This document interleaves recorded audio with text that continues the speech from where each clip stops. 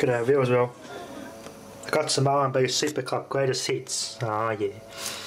Half these are my bloody brother's old CDs. This stuff you listen to in the car. Yeah, all Ministry of Sound sort of stuff here, like, it's just those old CDs which have just been sitting around. I bought me a set of Maxell UE 90s. These are actually quite rare. These are only ever available in 60s, and I saw these in 90, so I grabbed them. They aren't quite as good as the UR Maxells, but I give them a go anyway. We'll see how good we can get at the sound. Both using this sort of low-end boombox back in the early 90s, like this one here. We'll do an analysis and see how good it can sound. We'll play it back on here and do some checks, have a good listen, see how it sounds. And I'll make a recording on this good Harman Kardon deck, calibrate it properly against the UR tape, because the UR ones sound very good. Made in Indonesia. It is made this year.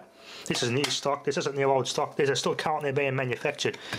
And the smell inside this thing, it's not as strong as the VHS tapes I used to open from brand new, which I've still got some blanks in wrappers of VHS tapes, but cassettes have their own little magnetic tape smell. I just love it. Brings me back, that's nostalgic. It brings me back to my childhood. I remember buying the TAC tapes at Woolworths. A pack of 5 90-minute TAC tapes, and the smell when I first opened them in the car, I couldn't wait to get them home and make me a radio mixtape. The smell was amazing. And these Maxell tapes give me that same smell. That's nostalgic. I used to be a fan of these, yeah. These old TAC tapes smelt really good. These old CDX1 TACs. I used to buy these at Woolworths because they were the cheapest at the time. They're not the best, but they still sound pretty good. I mean, I made a recording of one of my Harman Kardon deck, and from what I can tell, it's on par with my Maxell UR tapes. But opening these up when they were new, oh, the smell was amazing. That ferro smell, oh, I love it. Little Maxell URs, still made today, those tapes. So yeah, I keep a good couple of spares. Might buy maybe buy another 10 pack of URs as well. It's going away now. It's wearing out. That smells good. It smells good. It's already got the tape sticker on the label. Labels have been pre-put on these cassettes. Doesn't come with labels. The stickers have already been pre-done. Anyway, that's nostalgic. I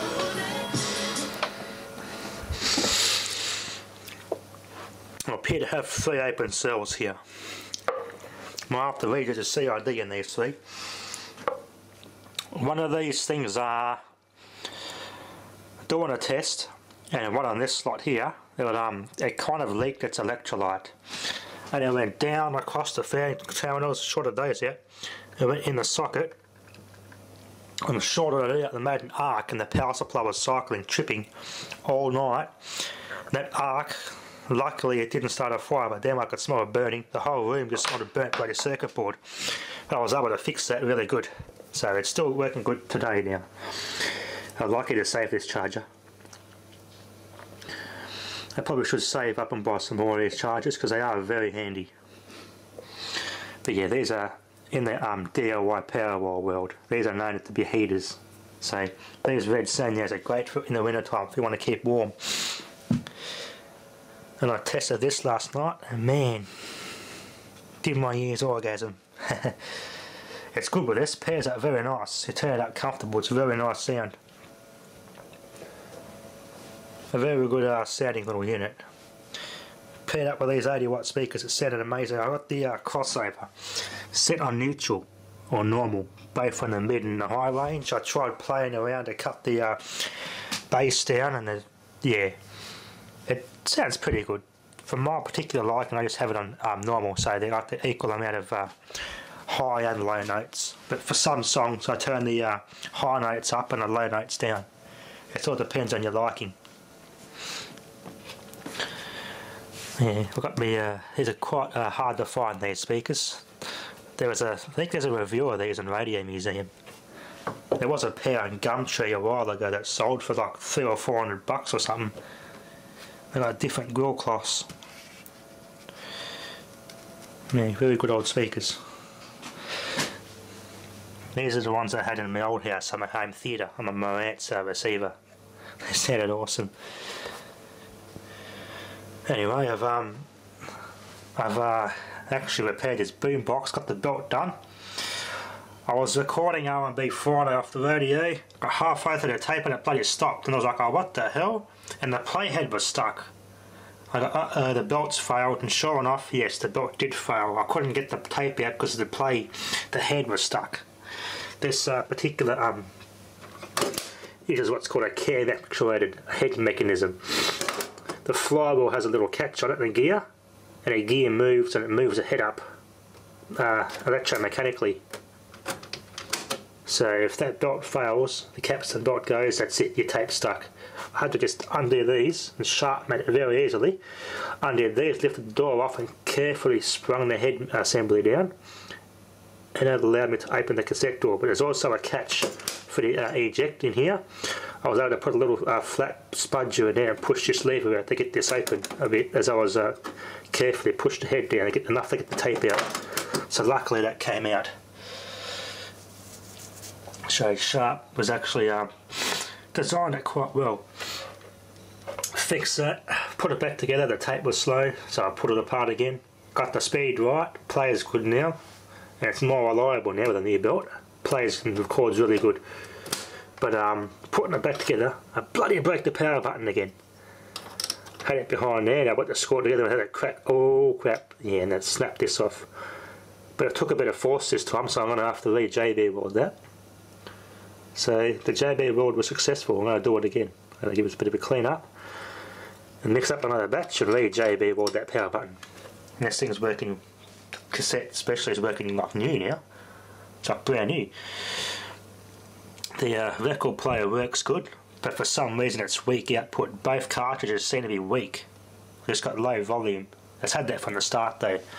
So either it's an adjustment on the main logic board or something like a boost the gain on it, or both A and B cartridges are going to be replaced. Because yeah, it's not very loud for a record player, although it does work good. Anyway, other than that, got more cassettes to make mixtapes. Good nostalgic sort of thing, especially for boombox collectors. If you're a boombox collector, yeah, get yourself some cassette tapes if you've got tape decks and boomboxes to enjoy and use, because with a tape deck you can make a damn good recording. So especially one like this, once you know how to use it, how to set your levels right, that's the fun part with analog music. It's just an art. It's a kind of fun to do actually. I've recorded a couple of good tapes off this deck and they play back good even on these boomboxes. I'm impressed. Even the old Pioneer makes a damn good recording. This produces a nice recording. But having the this is good because it's got the HX Pro, and you can adjust the bias trim, which is, and it's got Dolby C, which is an extra nice feature, which gives it a bit of a good extra good recording. Anyway, I was actually recording something on this before the other day, but I was recording on that one. I recorded a tape, another tape, but on this on that same day earlier, and this thing started squealing in a bloody motor. But a bit of 301 will fix that. Anyway, let that record and we'll give it a good playback later on against this, and I play it on this deck. And we'll play that same CD and play the tape at the exact same point, and we'll see how if I can tell the difference between the two. It actually does have a CD out function too, a line output for the CD, which I can plug in that lapel. I can have two good sets of speakers, so we can compare the tape in this deck against that CD and a line out and that lapel amplifier on those speakers. That'd be a good test, just to do it, just to compare how good a recording this actually the radio does, this boombox does. They are metal or chrome tape support, but only on playback, not recording. So let's see how good this thing can if it's got the tape, it probably won't, but if it's got auto leveling and that told me it would be good, because some cassette or boom boxes or the hi-fi systems had auto level control, which means it can record a high signal to the tape without distortion. So we'll check how that sounds. Yeah, we'd love to check the CD output feature of this. And if we want to make a really good recording of CDs, well, I can plug that into here and get a really even better recording to cassette off CD off this thing, since it's got the CD out function. Anyway, that'll be enough for now. Thanks for watching.